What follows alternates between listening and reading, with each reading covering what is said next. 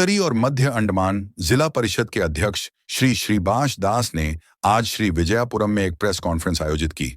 उन्होंने उत्तरी और मध्य अंडमान क्षेत्र के विभिन्न मुद्दों पर प्रकाश डाला, विशेष रूप से उन लंबित समस्याओं पर जो इस क्षेत्र के विकास से संबंधित हैं।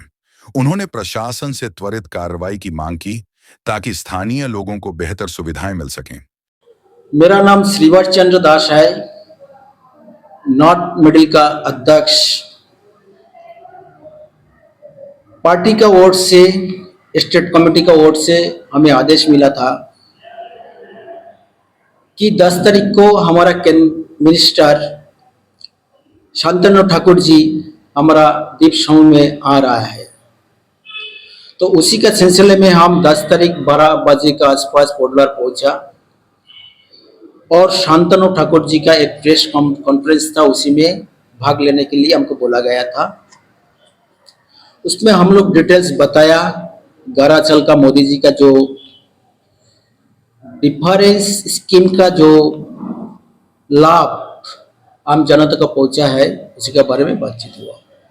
उनका पश्चात 11 तारीख को मिनिस्टर जहाँ पे ठहरे थे वहाँ पे बुलाया गया, 2 घंटा तक उनसे बातचीत हुआ। तो मेरा तो मकसद एक ही मकसद है, जनप्रतिनिधि होने का नाते, कि पब्लिक का आवाज़, जनता का आवाज़ सरकार तक पहुँचाए। वो जो मेरा ड्यूटी था, वो कर्तव्य था, हम समझता है हम अच्छी तरह से इसको निभाया है। मेरा डिगलीपुर में जो यातायात का व्यवस्था, रास्ता खराब होने का वजह से वो बहुत मुश्किल हो गया और एक ही रास्ता है कि बोट का माध्यम से हम लोग डिगलीपुर, मायाबंदर, रंगत, ये सारा जगह में हम लोग यातायात करते। तो मिनिस्टर जी से मेरा अनुरोध था, एक्चुअली यहाँ में जो बोट या शिप है ये बहुत ही कम है, जिसका वजह से पब्लिक सर्विस कंटिन्यू हो नहीं पा रहा है, बहुत डिस्टर्बेंस हो रहा है। जबकि डिगलीपुर में कोई पैसेंजर ऐसा होता है कि पोडलर आने के लिए, चाहे मेडिकल का पेशेंट हो या आम पब्लिक हो या नौकरी के लिए कोई आ रहा है, तो उसके 2 से 3 दिन या 1 हफ्ता तक वेटिंग करना पड़ता है, क्योंकि वहाँ पे बोट नहीं है। ये सर्विस जो है बहुत ही कम है। साथ ही साथ डिगलीपुर में जो टूरिज्म है, वहाँ पे बहुत अनएम्प्लॉयड यूथ जो लोन का माध्यम से बोट खरीदा हुआ है, वो लोगों को जो रोजगार है, जो बैंक बैलेंस है, जो लोन है, दे नहीं पा रहा है, क्योंकि वहाँ पे टूरिस्ट नहीं जा रहा है। और टूरिस्ट तभी जाएगा जब यातायात का व्यवस्था सुगम होएगा। तो ये बारे में मिनिस्टर सर से डिटेल्स बातचीत हुआ। बोट सर्विस ज़्यादा बनाने के लिए बात हुआ है। ऊपर से एक सजेशन हमने रखा कि टूरिज्म को डेवलप करने के लिए हमारा जो पोडलर से बोट मायाबंदर होकर डिगलीपुर जाता है, उसको लाइन थोड़ा चेंज करना। वो ऐसा है कि यहाँ से बोट हैब्लॉक जाएंगे, हैब्लॉक से डिगलीपुर, और रिटर्न में डिगलीपुर भाया हैब्लॉक पोडलर आएंगे। इसमें क्या होएगा, हम लोग का टूरिज्म का बढ़ावा मिलेगा। मेरा डिगलीपुर में जितना अनएम्प्लॉयड यूथ है जो टूरिज्म का साथ जुड़े हुए हैं, चाहे बोट हो चाहे गाड़ी हो, ये लोग को थोड़ा रोजगार मिलेगा। ये लोग को बैंक में इतना खर्चा है कि कोई बोट तो बैंक वाला सीज भी कर लिया। इसलिए मिनिस्टर से हम आवेदन किया था कि इस चीज को जल्दी से जल्दी सुगम किया जाए। इसका साथ साथ मेरा यहाँ पे जो शिपिंग का सेक्रेटरी मैडम से भी ये बारे में बात किया, क्योंकि हमको लगा कि मिनिस्टर से बात कर चुका हूँ, ये बात अगर हम सेक्रेटरी मैडम को भी नॉलेज में दे दूँ, अगर वो प्रयास करे, उसका हाथ में पॉसिबल है, जो है वो बोट वगैरह अगर कर पाए तो हम लोग के लिए अच्छा होगा। इसीलिए मैडम से भी कल हम मुलाकातें किए। मुलाकात करके ये टूरिज्म का जो मसला है और डिगलीपुर से आने जाने का, पब्लिक का आमेंशन का जो तकलीफ है, मेडिकल पेशेंट का जो तकलीफ है, इसका बारे में डिटेल्स बताया। तो उन्होंने आश्वासन दिया कि हम थोड़ा स्टडी कर ले, और आप जो बोला है बहुत जरूरी बात है, डिगलीपुर का जो टूरिज्म को भी डेवलप करना है और वहाँ का पब्लिक को भी डेवलप करना है, मतलब आने जाने की सुविधा करना है। इसके लिए आपका बात पर हम सहमत हूँ। लेकिन हमारा जो यहाँ पे व्यवस्था है, व्यवस्था को हमको थोड़ा देखना है। अगर पॉसिबल होगा तो हम आपको 2 से 3 दिन के अंदर में रिपोर्ट दे देंगे। कम से कम डेली बोट नहीं दे सकने से भी बोट का जो शंका है वो बढ़ाने का भरपूर हम कोशिश करेंगे। उसका बाद मेरा आया कि हम जब जिला परिषद है नॉर्थ मिडिल का, तो वहाँ पे जो मेरा जिला परिषद का ऑफिस हो, पीआरआई हो, प्रधान हो, समिति हो, तो सबका जो प्रॉब्लम है वो लेके हम सेक्रेटरी आरडी के साथ में मीटिंग किए।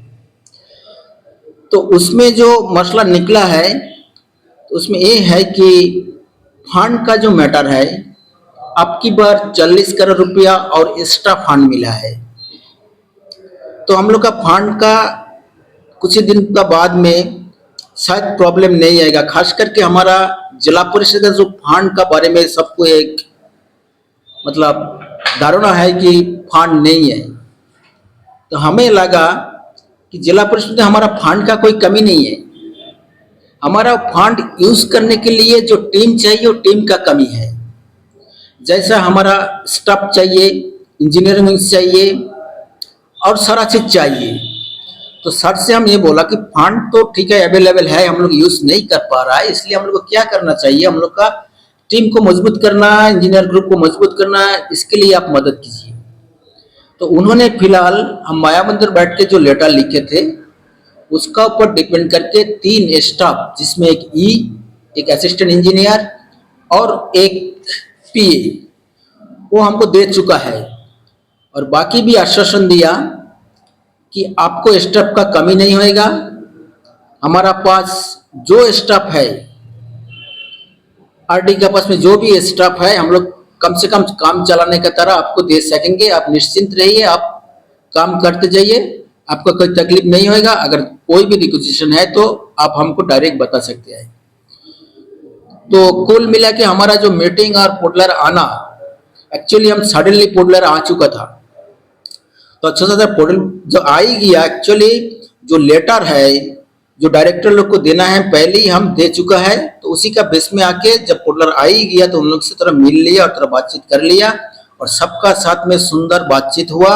और इन फ्यूचर में थोड़ा उजाला दिख रहा है नॉर्थ मिडिल के लिए, इतना हम कह सकते हो, थोड़ा उजाला दिख रहा है। और दूसरा बात है, डिगलीपुर या नॉर्थ मिडिल का जो रास्ता, जो लाइफलाइन होता है, उसका कंडीशन बहुत ही खराब है। उसके लिए भी कैसे जल्दी उसको इम्प्रूव करना चाहिए वो लेके हमारा पीडब्ल्यूडी सेक्रेटरी, उसका बाद हम लोग का जो सुपरिटेंडेंट इंजीनियर है, उन लोग से मीटिंग हुआ।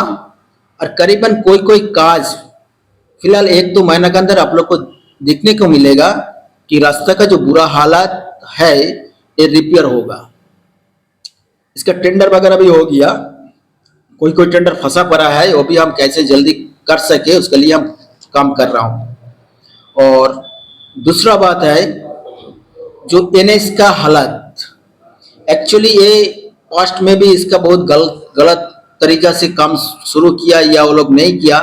जो सेकंड जो टेंडर हुआ, ये जो कॉन्ट्रैक्टर है ये अपना हिसाब से वेदर का हिसाब में जो काम कर रहा है, इसमें ज्यादा कुछ हम बोल नहीं सकते कि इससे ज्यादा स्पीड लोग कर नहीं पाएगा, क्योंकि बारिश का मौसम है और अंडमान में करीबन 8 महीने तो बारिश ही होता है। जो भी है, हमारा नॉर्थ मिडिल का शिप का बारे में बात हुआ, जेट्टी के बारे में बात हुआ, लॉन्ग आइलैंड एक जेट्टी पूरा हालत में है। तो ये सबका सर्वे ऑलरेडी हो चुका है, कोई जगह में सर्वे बाकी भी है। तो इमीडिएटली ये सर्वे करने का आदेश भी दिया गया और जल्दी सर्वे होने के बाद में जेट्टी का निर्माण होगा। हमारा मिनिस्टर जी ये भी माना है को डिगलीपुर में मेनलैंड का शिप आना चाहिए, भिरना चाहिए। तो ये बड़ा एक लॉन्ग टाइम का एस्टिमेट है, परिकल्पना है। तो वहाँ पे हम लोग का जो दुर्गापुर है, दुर्गापुर में एक बड़ा जेट्टी बनेगा, इसका सर्वे हो चुका है।